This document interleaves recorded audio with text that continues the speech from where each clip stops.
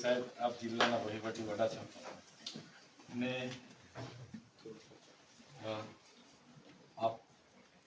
આપે એવી કોઈ મારા વતી સાંસદને અહીંયા બોલાવ્યા હતા અને નીલરાવને બોલાવ્યા હતા અને આપે એવું કીધું છે કે ચૈતરભાઈ 1.5 કરોડ માગતા હતા પણ માંડ 75 લાખમાં પૈતું છે અને એમને 75 લાખ રૂપિયા આપણે આપવાના થાય છે। ત્યારે સાંસદે એવું કીધું કે ના ભાઈ આપણે 1 રૂપિયો આપવાનો થતો નથી એમ કરીને સાંસદે 2 આટા પ્રેસ વાર્તા કરી છે। હવે મેં બી ધારાસભ્ય છું સાહેબ, સાંસદ તમારું નામ લઈને એવું કહે છે કે મને કલેક્ટરે ત્યાં બોલાવીને કીધા હતા તમે કલેક્ટરને પૂછી લો, એટલે અમે પૂછવા આવ્યા। સાહેબ મેં ક્યારે તમારી પાસે 75 લાખ રૂપિયાની માંગણી કરી? આ વાત જ ખોટી વાત છે ને।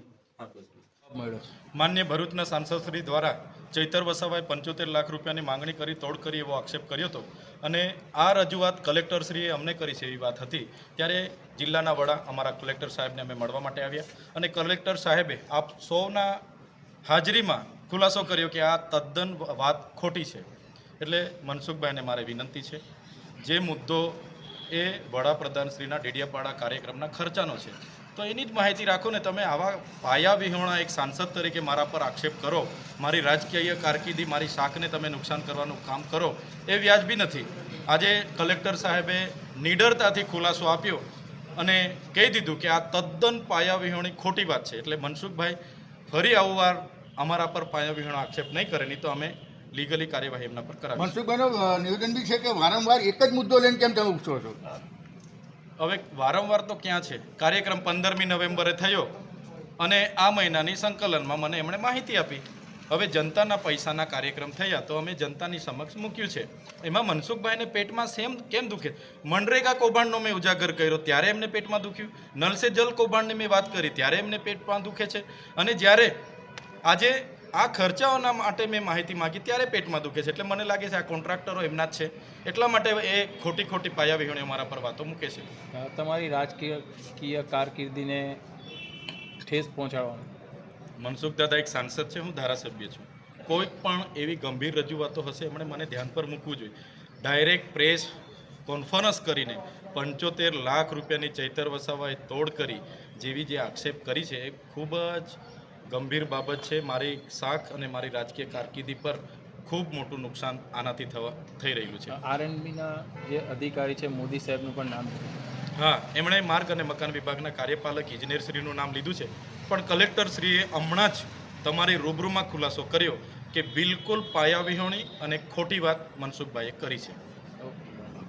નરેન્દ્રભાઈ મોદી સાહેબ કેવડિયા સરદાર વલ્લભભાઈ પટેલને એકતા પરેડમાં આવ્યા ને એ એકતા પરેડને લઈને સ્વાભાવિક ખર્ચ થાય, અલગ અલગ રાજ્યોની સાંસ્કૃતિક ટીમો આવી, પોલીસ આવ્યા, મિલિટરી આવે અને સ્વાભાવિક ખર્ચ થાય ને 15 જ દિવસમાં ડેડિયાપાડા તાલુકામાં ભગવાન બિરસા મુંડાનો જન્મ જયંતિનો ઉત્સવ ઉજવાયો। એમાં પણ દેશના પ્રધાનમંત્રી નરેન્દ્રભાઈ મોદી સાહેબ દેવમોંગરા ગયા, ત્યાં પણ 3 હેલિપેડ બનાવ્યા, ડેડિયાપાડામાં 3 હેલિપેડ બનાવ્યા અને ડેડિયાપાડામાં 1 લાખ લોકો રહી શકે એ રીતના એક ડોમ પણ બનાવ્યો અને એસટી બસો પણ લોકોને લાવવા જવામાં ઉપયોગમાં લેવાય। તો આવા બંને કાર્યક્રમમાં સ્વાભાવિક ખર્ચા થાય અને દેશના પ્રધાનમંત્રી આવતા હોય એટલે બધી જગ્યાએ અહીંયા પૂરતું નહીં, ગુજરાત કે પછી નર્મદા જિલ્લા પૂરતું ક્યાંય પણ પ્રધાનમંત્રી જતા હોય ને આવા કેટલીક વખત ઝડપથી કાર્યક્રમ ઉતાવળે કાર્યક્રમ થતા હોય તો એ ખર્ચાઓ એ થાય। તો આ ખર્ચાને લઈને ડેડિયાપાડાના ધારાસભ્ય ચૈતરભાઈ વસાવાએ જિલ્લા સંકલન સમિતિમાં હિસાબ માંગ્યો અને સરકારે આપ્યો। એક નહીં 2 વખત જિલ્લા સંકલન સમિતિમાં એમને હિસાબ માંગ્યો।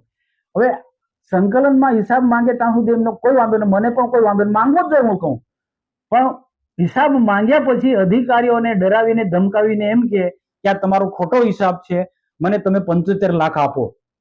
એટલે આ સામેથી આ લોકો કહે છે ને જ્યારે કલેક્ટર ગઈકાલે નરવા કુંજરા ક્લિયર બોલતા નથી તો આના માટે કલેક્ટરને કાલે હું મળવાનો છું, મારી સાથે જિલ્લા પાર્ટીના પ્રમુખ નીલરાવ પણ આવવાના છે અને કલેક્ટરને અમે કહીશું રૂબરૂ, મીડિયાને પણ લઈ જઈશ કે ભાઈ તમે જ કેવડિયા મુકામે હેલિપેડ પર તમે આજ વાત કરી કે આ રીતે માંગે 75 લાખ, તમે અમને તો ખબર નહોતી ને તમે એમ ફરી જાવ વાત કહો એટલે સબ કરીને કાલે નહીં પડશે અને જો કલેક્ટર સાચું ના કે તો આ સત્યની લડાઈ છે, સત્યની લડી સરકારમાં રહીશ ને સરકાર સરકારે મારું સમર્થન કરવું પડશે. હું જે લડાઈ લડું છું એ કોના સરકારના અધિકારી માટે લડું છું.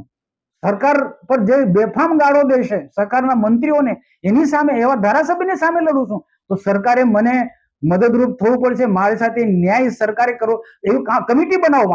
આખી સરકારી કમિટી બનાવવી જોઈએ. આખી તપાસ સમિતિ મૂકો. એ કંઈક ને કંઈક સત્ય બહાર આવશે.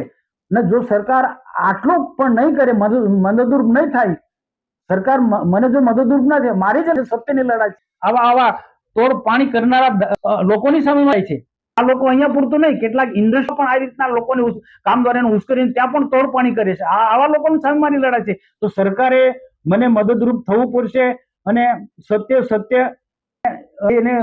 સત્યને ઉજાગર કરશે. અને જો સરકારો મદદ ના, હું ખોટી માંગણી નથી કરતો ખોટી રીતના, પણ એક સાચી વાત છે.